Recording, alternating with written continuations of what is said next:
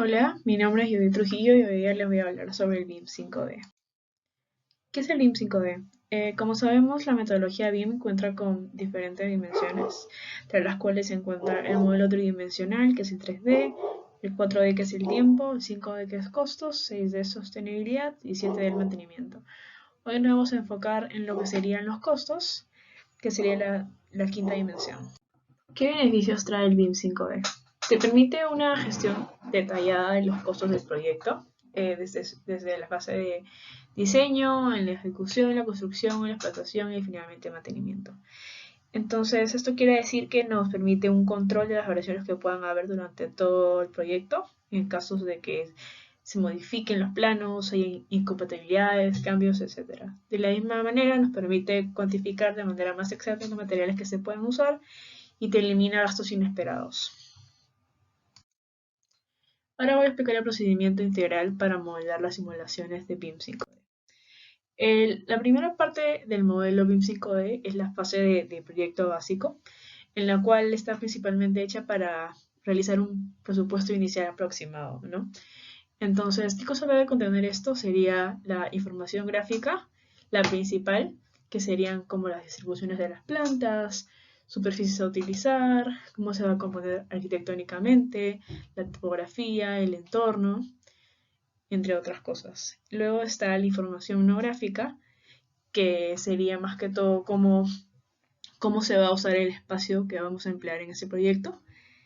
Y luego está la descripción de los sistemas constructivos, que es básicamente cuál es el proceso para construirlo, nuestro proyecto. Y por último, la descripción de los sistemas para las instalaciones que se van a hacer. La segunda parte sería la fase de proyecto de ejecución, donde esta es desarrollada para alcanzar los objetivos de la fase de construcción. Entonces, en el modelo BIM, ¿qué se va a hacer? Se va a modelar todo lo que se pueda hasta cierto nivel de detalle geométrico, y eso es lo más importante, porque se va a definir un número determinado de parámetros o atributos para añadir datos no gráficos e información de los diferentes elementos del modelo. De mismo modo, en la descripción de las partidas del presupuesto se va a detallar una serie de prescripciones para la unidad de obra. Una vez terminados los modelados, tenemos que empezar a tomar en cuenta cómo se van a extraer las mediciones de estos. Entonces, primero hay que tener una nomenclatura del modelo lo más sencilla posible para evitar confundirnos. Luego, en la medición por elementos, hay que tener en cuenta qué elementos se van a medir directamente del modelado o qué otros elementos se van a medir de otra base de datos, que puede ser otros planos o otros expedientes técnicos. Luego también existe la medición por espacios, que sirve más que todo para simplificar el hecho de medir, que pueden ser superficies de techo, superficies de suelo o de paredes. Y por último, en la medición de los subelementos hay que tener mucho cuidado porque no siempre se muestran en BIM en su totalidad, como son complejos, así que hay que tener cuidado al momento de pasar esas mediciones.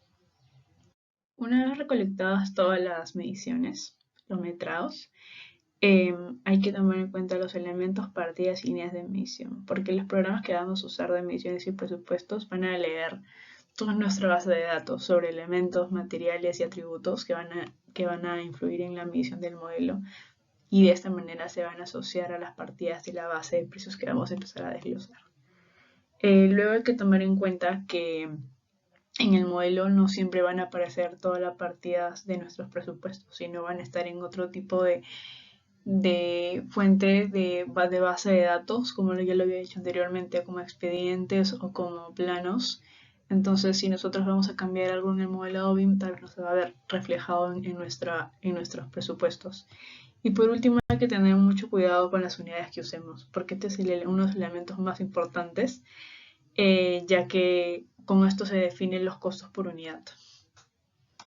Por último, tenemos los documentos para medición y valoración de proyecto.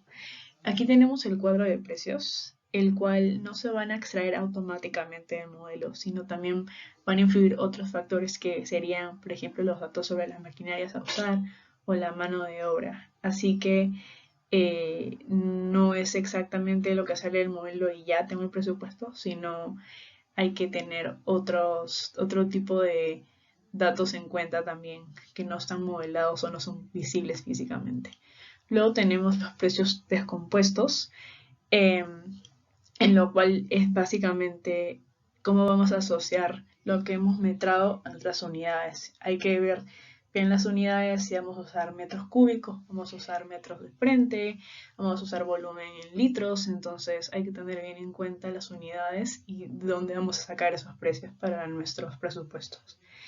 Luego, como ya había mencionado anteriormente, hay que tener en cuenta cuando se miden por espacios, o sea, en grupo, o cuando se miden los subelementos que son más complejos para mostrar físicamente los modelados. Y bueno, por último, los quiero dejar con un ejemplo de cómo un modelado BIM está asociado a una hoja de presupuestos. Y bueno, lo que vamos editando en el modelado, lo que es visible físicamente, se puede ver reflejado en los costos y cómo estos van variando.